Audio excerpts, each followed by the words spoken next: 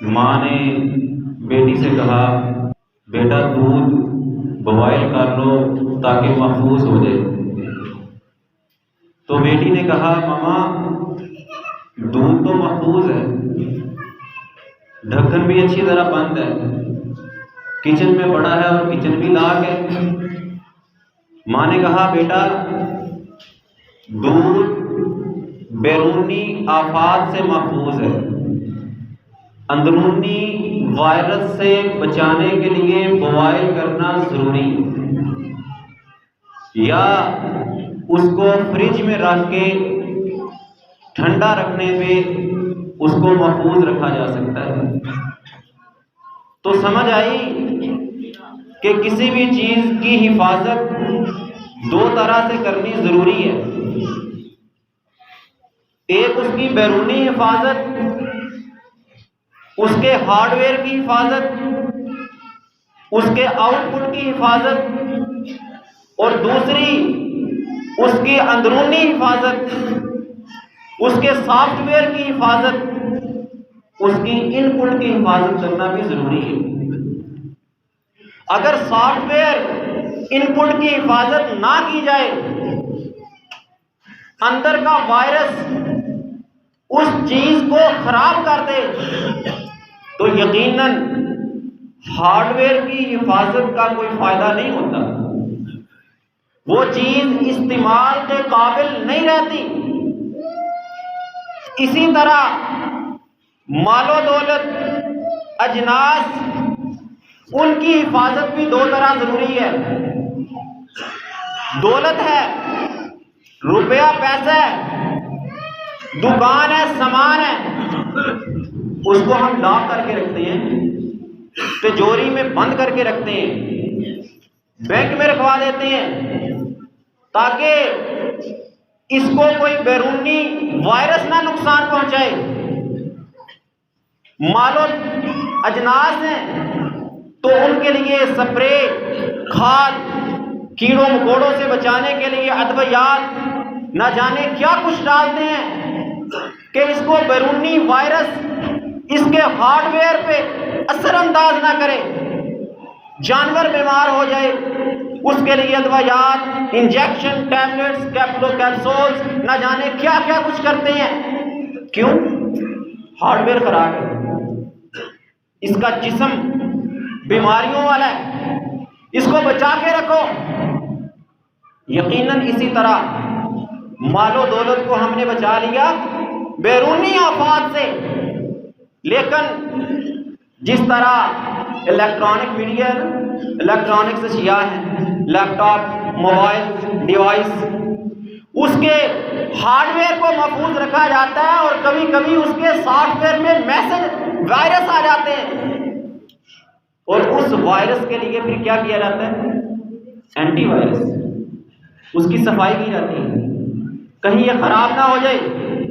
इसको अगर इसका सॉफ्टवेयर का वायरस खत्म ना किया गया तो हार्डवेयर का कोई फायदा नहीं है, इस्तेमाल के काबिल नहीं है। तो यकीनन हमने स्प्रे के साथ फसल के हार्डवेयर का वायरस तो खत्म कर दिया, अपनी मालो दौलत को लॉक करके, तिजोरी में बंद करके, दुकान के शटर को डबल डबल ताले लगा के उस सामान के हार्डवेयर को महफूज किया, भी उसका सॉफ्टवेयर महफूज रखोगे, सॉफ्टवेयर में वायरस ना आने दोगे, तो तब तुम्हारा हार्डवेयर, तुम्हारे वो माल जिसामत वाले, तुम्हारा वो रुपया पैसा कागजों की सूरत में तुम्हें फायदा देगा। वरना उसी दूध की तरह जो अच्छा था, लॉक में पड़ा था, लेकिन बॉयल ना किया गया, फ्रिज में रख के उसके सॉफ्टवेयर का, उस दूध के अंदर का वायरस ना खत्म किया गया, वो खराब हो गया, उसका हार्डवेयर तुम्हें कोई फायदा ना पहुंचा सका। वो दूध तो है लेकिन काबिल इस्तेमाल नहीं है। क्यों? लाख में तो पड़ा था, खराब कैसे हुआ? ना उस तक बिल्ली पहुंच सकी, ना कोई छिपकली गिरी, ना कीड़े पतंगे दाखिल हुए, तो फिर खराब किस चीज ने किया? उसके अंदर के वायरस ने उसके सॉफ्टवेयर को खराब किया, सॉफ्टवेयर का वायरस खराब हुआ। तो यकीनन भाइयों, मालो दौलत, अजनास, हम इसका सॉफ्टवेयर का वायरस बड़े एहतियात से खत्म कर देते हैं, हिफाजत करते हैं कीड़ों मकोड़ों की, दौलत की हिफाजत चोरों डाकुओं से कर लेते हैं, लेकिन वो हिफाजत जिसकी वजह से इसका हार्डवेयर भी महफूज रहना था, वो हम नहीं करते। क्या कहा रब ने कुरान में? कुल ला यस्तविल खबीस व तय्यिब वलौ आजबका कसरतुल खबीस। इनको बता दे या नबी, पाक और नापाक ये कभी बराबर नहीं हो सकते। पाक और नापाक ये कभी बराबर नहीं हो सकते। वलौ आजबका कसरतुल खबीस, अगरचे तुझे नापाक की कसरत बड़ी अच्छी लगती है, माल बहुत ज्यादा हो, मुझे किसी को देना ना पड़े, बहुत पसंद है तुझे ज्यादा माल, लेकिन सूरत तौबा आयत नंबर 103 में अल्लाह ताला फरमाते हैं, खुज़ मिन अम्वालिहिम सदका तुतहिरुहुम व तुज़क्कीहिम, इनके मालों से ज़कात लिया करो, ये ज़कात इनके मालों को पाकीज़ा कर देगी, ये ज़कात इनके मालों की पाकी का बायस बनेगी।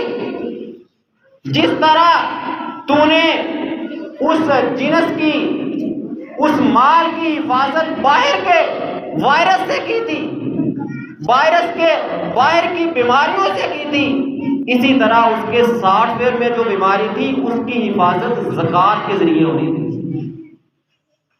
उसकी हिफाजत उशर के जरिए होनी थी। और हमने समझा नहीं, मैंने तो मेरा माल तो महफूज है, मेरी फसल तो बड़ी अच्छी है, मैंने बड़ी महंगे वाली स्प्रे की, बड़ी महंगे वाली मैंने अदवायात डाली थी, मेरी फसल महफूज है। महफूज थी बाहर के वायरस से, वो जो उसके अंदर वायरस था, वो जो रब ने मुकर्रर किया था कि 20 मनों में से 1 मन या 10 मनों में से 1 मन वो तेरे लिए वायरस है। अब तू कहेगा वायरस कैसे? खुद नबी मोहम्मद सल्लल्लाहु अलैहि वसल्लम ने फरमाया, सही मुस्लिम हदीस नंबर 1072, इन्ना हाजी सदकातु इन्नमा हिया औसाकुन नास, ये सदकात, ज़कात, उशर ये लोगों के हाथों के वायरस हैं, मैल कुचैल है, तेरे लिए उसको खाना जायज नहीं है। तूने बाहर की हिफाजत की, अंदर की हिफाजत तूने नहीं की। अंदर की हिफाजत कैसे होनी थी? खुज़ मिन अम्वालिहिम सदका तुतहिरुहुम व तुज़क्कीहिम, सदका निकाल, उशर निकाल, अपने माल से, अपनी दुकान से, अपने रुपए पैसे से जो नसाब को पहुंचे उससे ज़कात निकालेगा, तब तेरा माल महफूज होगा, वरना तेरा माल महफूज नहीं। तू देखता है दुकान बंद करके आ गया, उसके बावजूद डाका बढ़ गया, दुकान बंद थी उसके बावजूद सर्किट शॉर्ट हुआ, पूरी फैक्ट्री आग बबूला हो गई। क्यों? कुछ तो हिफाजत में कमी थी ना, हिफाजत में कोताही थी। अगर 100 दुकानों की लाइन, उसमें एक दुकान का सर्किट शॉर्ट होता है, क्यों? कहीं तो खराबी थी, क्योंकि तूने बाहर के वायरस से बड़ा बचाव किया, बड़ी एहतियात की, लेकिन जब ज़कात की बारी आती थी, तेरा माल निसाब को पहुंच जाता था, तो फिर तुझे तरह तरह के बहाने आते थे, तरह तरह के गिले शिकवे आते थे, वबाल हुकूमत पे डाल देता था, ज़कात से जान छुड़ा लेता था। और बिल्कुल उसी मिसाल की तरह कि तूने दूध को लॉक में रखा, ढक्कन अच्छी तरह बंद करके रखा, फिर भी खराब हो गया, क्योंकि बाहर से हिफाजत की थी, दूध के अंदर का वायरस उसने दूध को खराब कर दिया।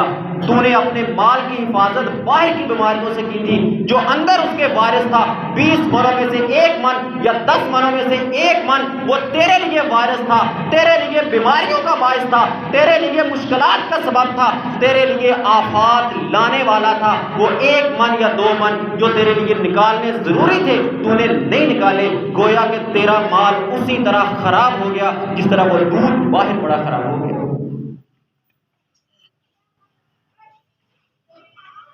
अल्लाह ने क्या कहा कुरान में?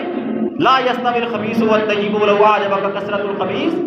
ये पाक और नापाक बराबर नहीं हो सकते। तू समझता कि नहीं, अगर मैंने फसल से उशर निकाला तो मेरी फसल तो कम रह जाएगी।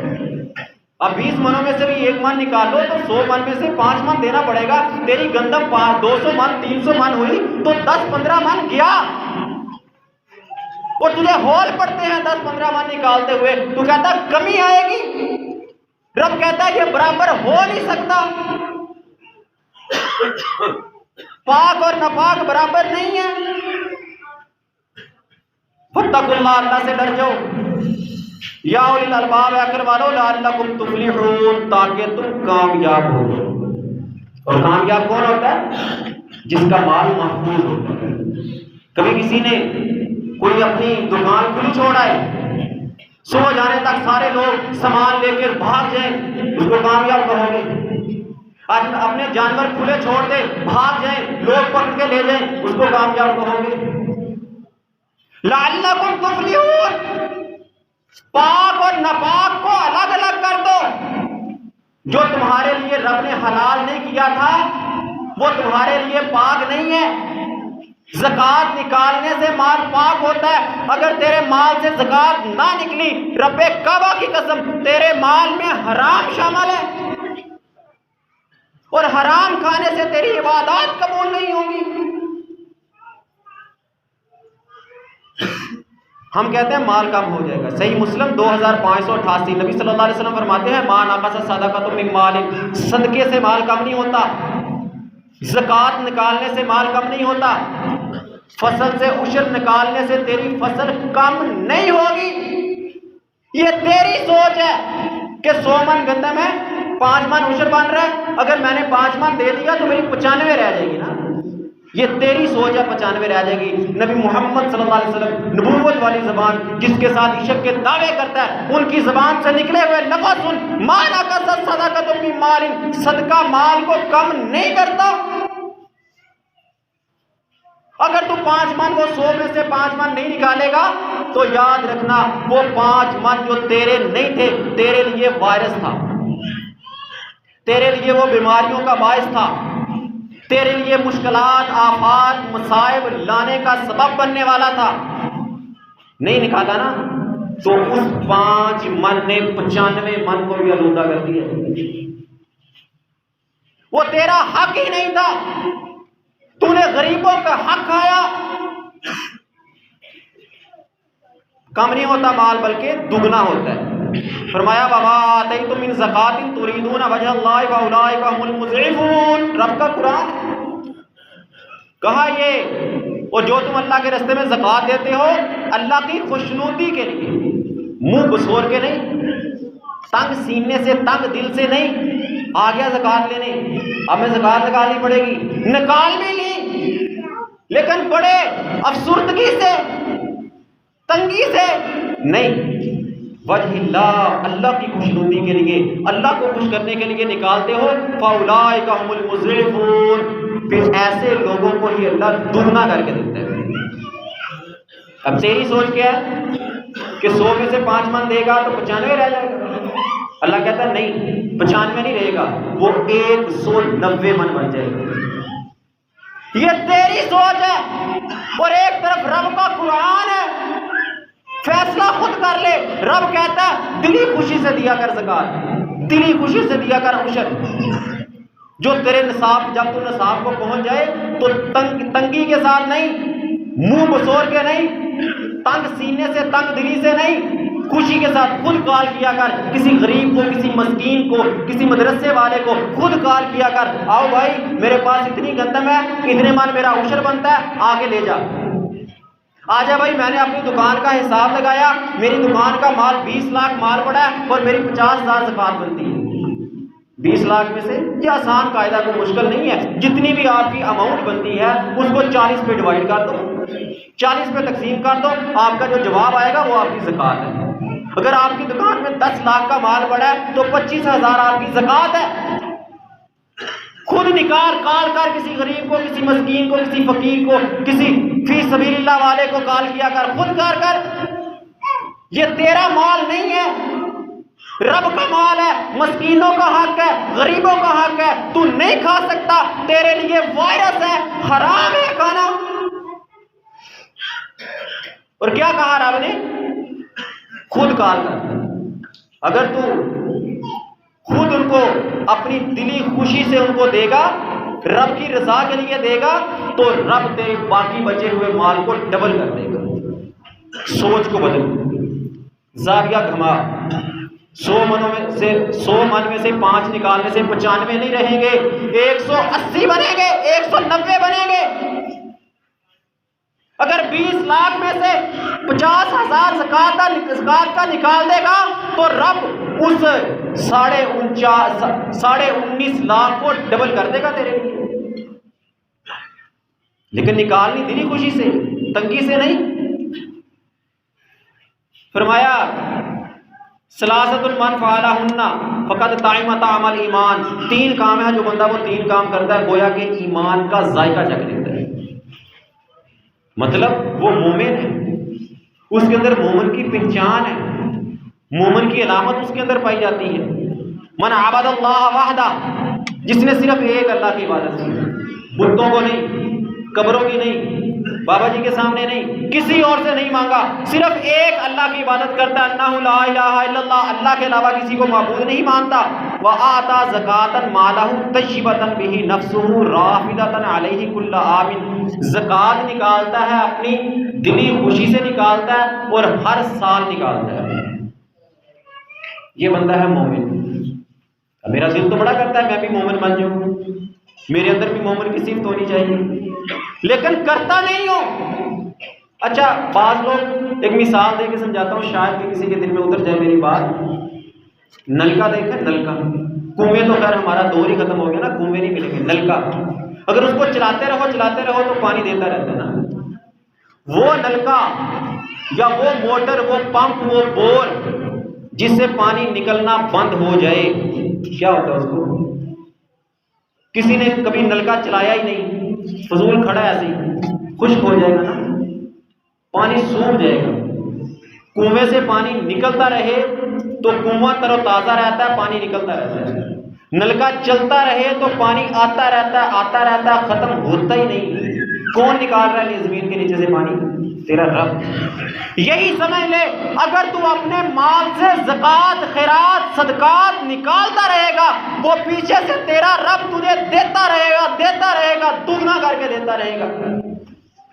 और अगर तूने देना बंद कर दिया, महंगाई करो ना जाने क्या क्या बातें करके हम ज़कात से जान छुड़ा लेते हैं, उशर से जान छुड़ा लेते हैं। अगर ये कर दिया तो उसी नलके की तरह जिसको चलाना बंद कर दिया जाए तो खुश्क हो जाएगा, रब तेरे कारोबार को ठप कर देगा।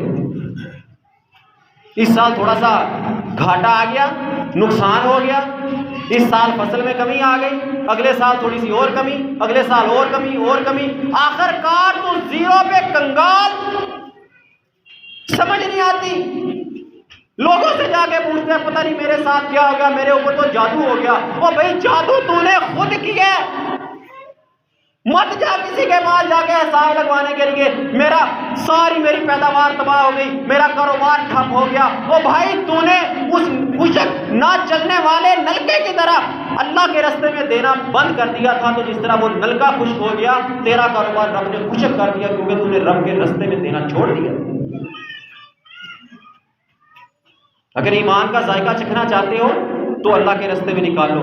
अल्लाह के रास्ते में दो, सिर्फ माल की नहीं, इंसानी पाकीज़गी का भी बायस बनता है माल। फरमाया सदका तो तुत्फिउल खतिया कमा युत्फिउल माउ नारा।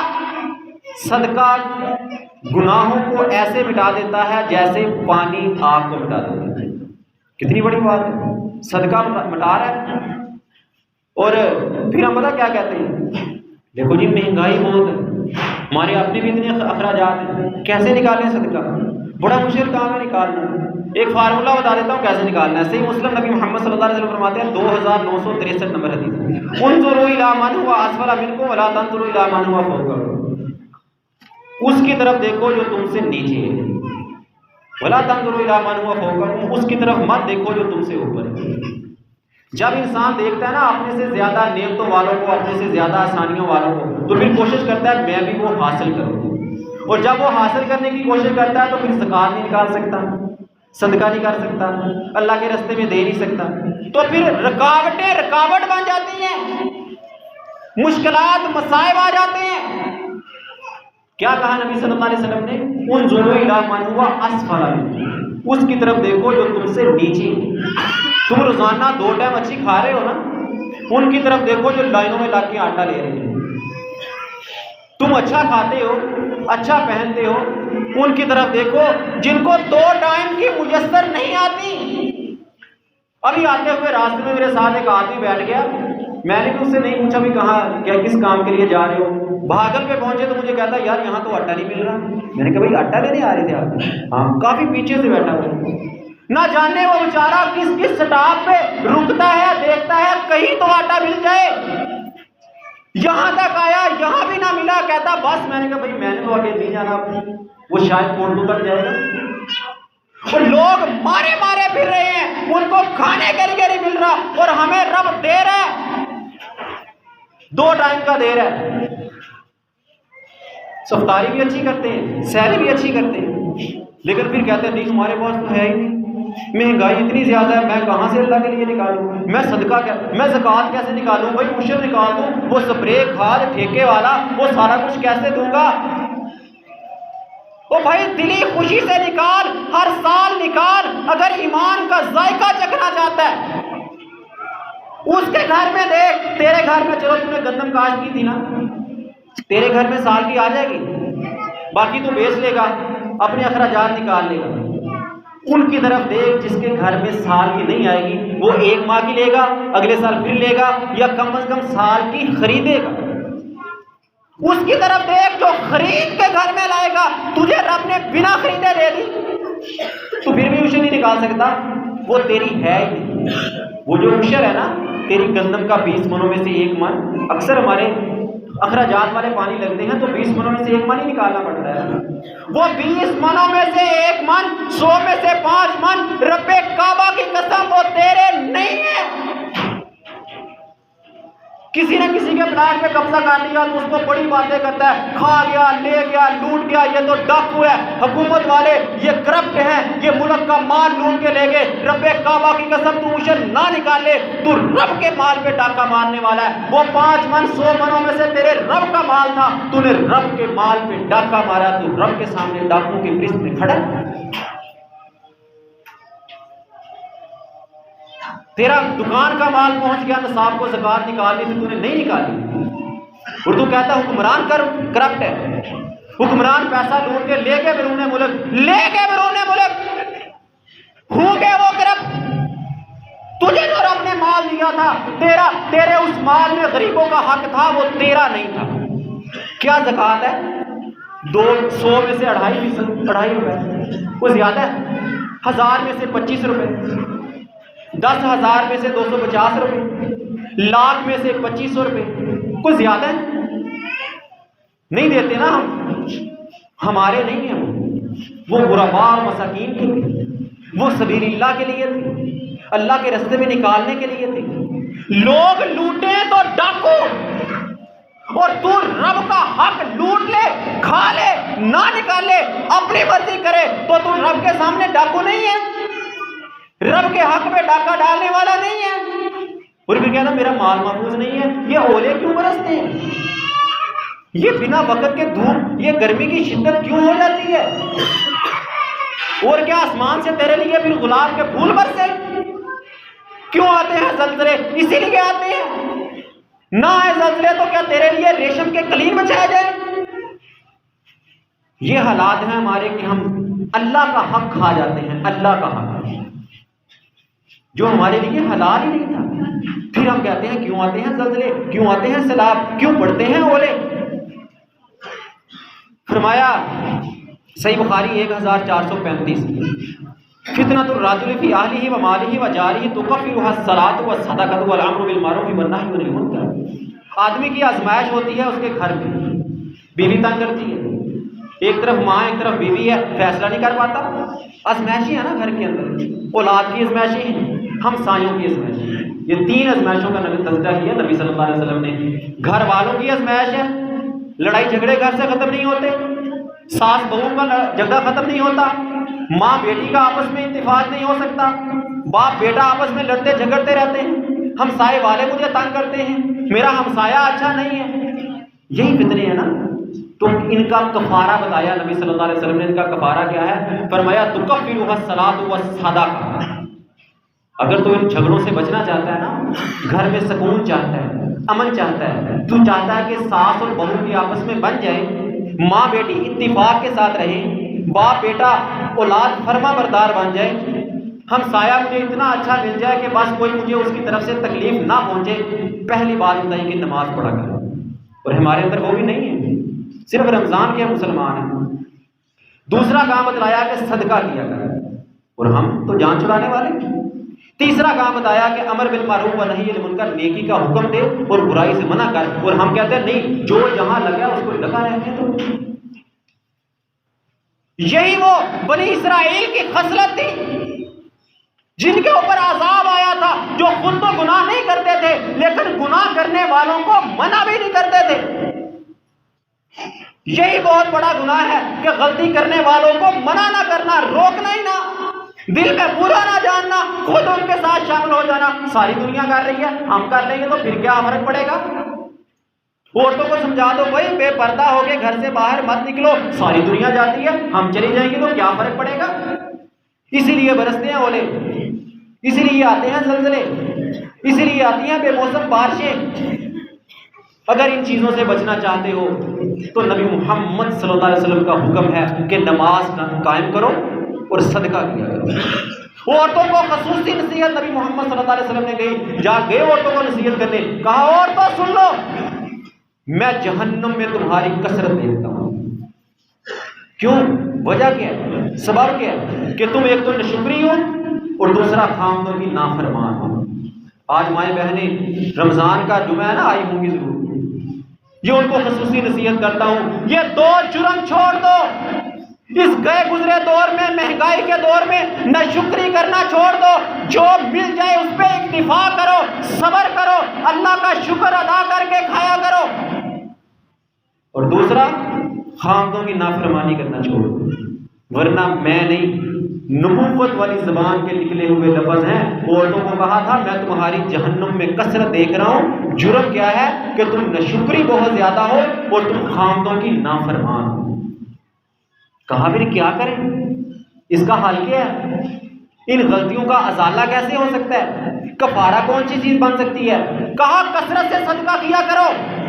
और हमारी औरतें कहती हैं सदका करना तो मर्दों का काम है। हमने कहा हमने क्या सदका करना है? ओ भाई तू घर में सालन पकाती है ना, थोड़ा सा हमसाई को भेज दे। अच्छी चीज बनाई, खीर बनाई, सेवियां बनाई, बिरयानी पकाई, किसी गरीब के घर में को प्लेट को एक डिश भेज दे, ये तेरे लिए सदका है। यही तुझे बचाएगा जहन्नम से। खामन ने पैसे दिए, जा भाई ईद आ रही है शॉपिंग कर लेना।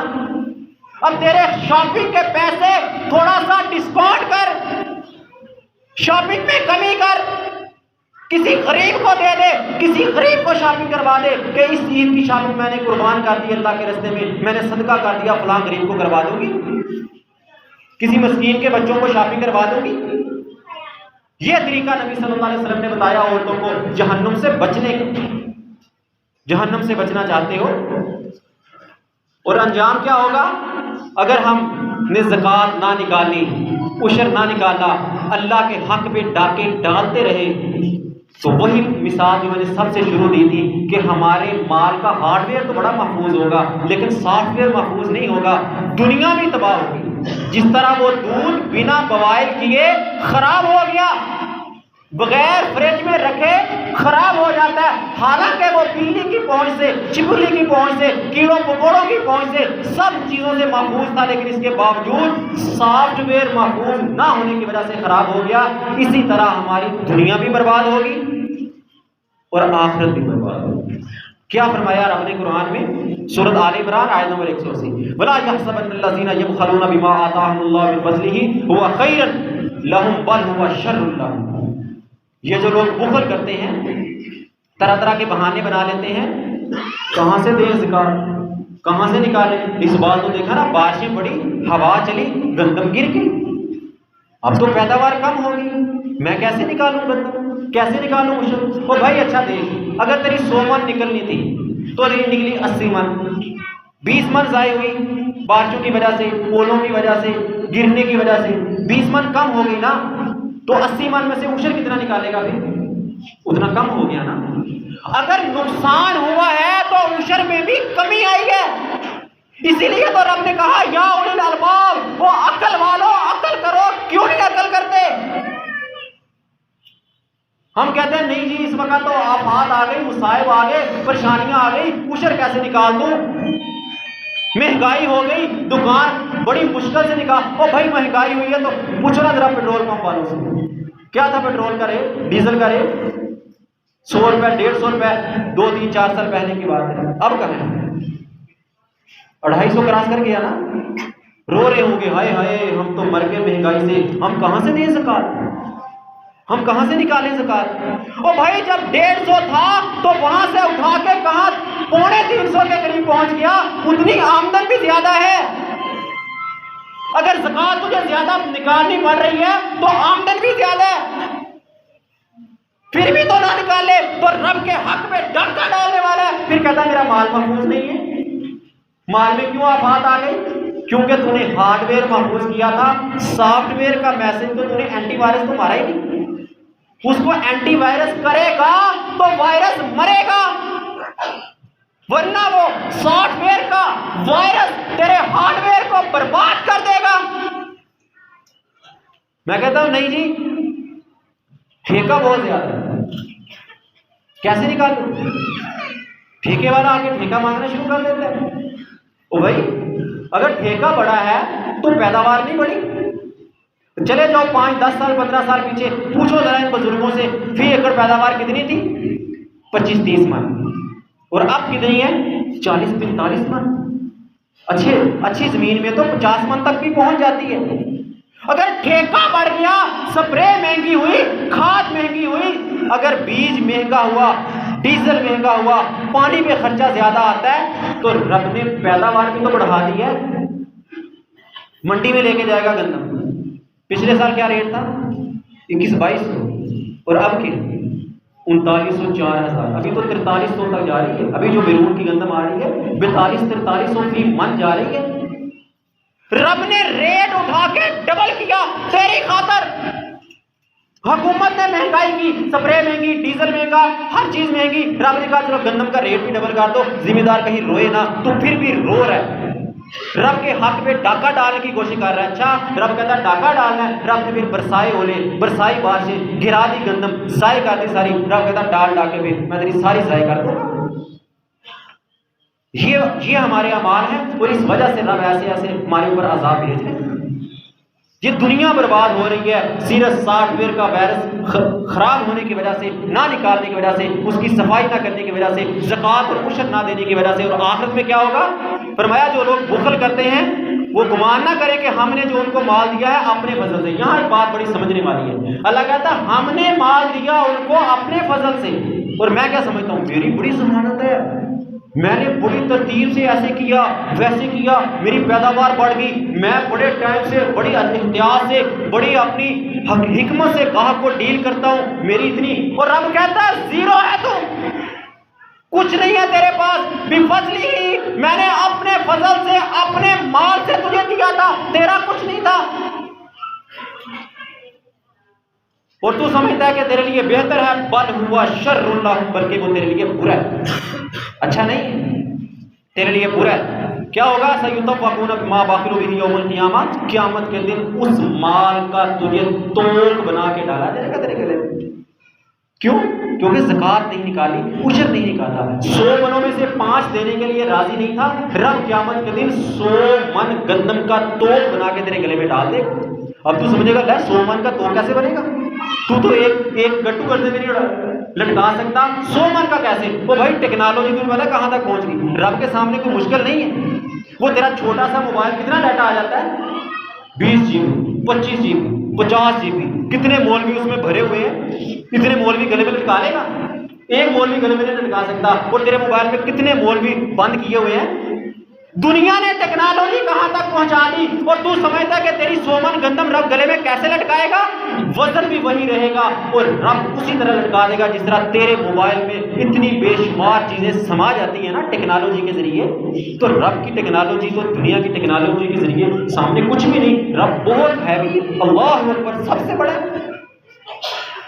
तो पहना के डाल दिया जाएगा। किस चीज का? तो सही बुखारी हदीस नंबर 1403 फरमाया, मन अताहुल्लाहु मालन फलम युअद्दि ज़कातहु मुस्सिल लहु मालु यौमल क़ियामह शुजाअन अक़रा लहु ज़बीबतान। जिस बंदे को रब ने माल दिया उसने ज़कात अदा न की, जिनसे थी सब कुछ था लेकिन उशर ना निकाला।